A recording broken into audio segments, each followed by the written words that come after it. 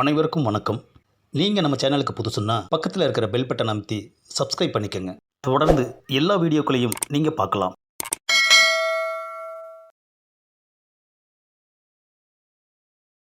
பார்வதி பார்வதி, அட ஏன் கத்துறீங்க? ஒருத்தனுக்கு மட்டும் தலையெழுத்தை எழுதாம இந்த பிரம்ம எங்க போயிட்டான்? அவசர வேலை ஏதாவது இருந்திருக்கும், போயிருப்பாரு. தலையெழுத்து எழுதுறதை விட அப்படி என்ன அவசரமான வேலை அந்த பிரம்மாவுக்கு? சரஸ்வதியையும் தான் காணோம். ஜோடியாக எங்கேயாவது வெளியே போயிருப்பாங்க. நாராயணா நாராயணா. வணக்கம் நாரதா. பிரம்மாவும் சரஸ்வதியும் எங்கே போயிருக்காங்க? என்னது, அவர் சொல்லக்கூடாதுன்னு சொன்னார். சரி, உண்மையை சொல்லிடுவோம். 2 பேரும் பூலோகத்துக்கு சினிமா பார்க்க போயிருக்காங்க. என்னது, சினிமாவா? அப்படின்னா என்ன? அதை பற்றி நீங்கள் முழுசாக தெரிஞ்சுக்கணும்னா ஏதாவது ஒரு ஸ்டுடியோவுக்கு தான் போகணும். ஸ்டுடியோலாம் அப்புறம் பார்க்கலாம். இப்போ பிரம்மாவை பிடிக்கணும். உடனடியாக ஒருத்தனுக்கு தலையெழுத்தை எழுதி கீழோகத்துக்கு அனுப்பணும். டோன்ட் வரி, என்கிட்ட செல்ஃபோன் இருக்குது. அதில் பிரம்மா கூட நீங்கள் பேசலாம். ஹலோ, பிரம்மாவா? ஆஹா, என்னது ஃபோன் பண்ணி அடிக்குது? யார் நம்மளை கூப்பிட்றா?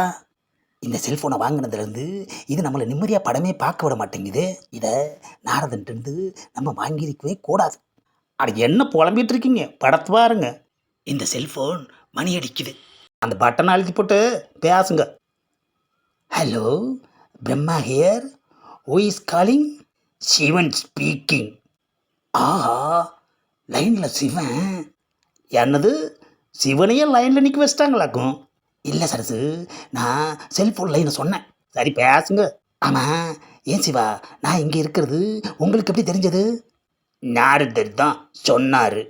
ஆஹா, போட்டு கொடுத்துட்டாரையா நாரதர். படம் முடிஞ்சு போய் நாரதரை கவனிச்சுக்கிறேன். அது போகட்டும், ஒருத்தனுக்கு தலையெழுத்து எழுதணும். வந்து உடனே எழுதுங்க. நான் உயிர் தந்து அனுப்பணும். முடியாது சிவா, நான் பிளாக்ல டிக்கெட் எடுத்து படம் பார்த்துக்கிட்டு இருக்கேன். பாதியில் வர முடியாது. என்னது, வர முடியாதா? அப்படி என்ன இருக்குது அந்த சினிமாவில்? உங்களுக்கு ஏன் சந்தேகம்? உங்கள் ஒய்ஃபை கூட்டிக்கிட்டு ஒரு ஷோ தான் வந்து பாருங்களேன். அம்மா, அந்த படம் எப்படி தான் இருக்குது? அட்டகாசம் தலைவா. இதில் வர்ற ஹீரோயின் என்ன அழகு தெரியுமா? நானே அப்படியே வியந்து போயிட்டேன். சுவாமி, நீங்கள் ஏன் அடிக்கடி அந்த ஹீரோனை பற்றியே பேசிக்கிட்டு இருக்கிறீங்க? எனக்கு பயமாக இருக்குது சாமி. இனிமேல் உங்களை சினிமாவுக்கு நான் கூட்டிக்கிட்டு வர மாட்டேன். ஏன் சரசு, பேசுனா அதுக்குள்ளே உனக்கு சந்தேகமா? நாராயணா நாராயணா. வந்துட்டான் நாரதன்.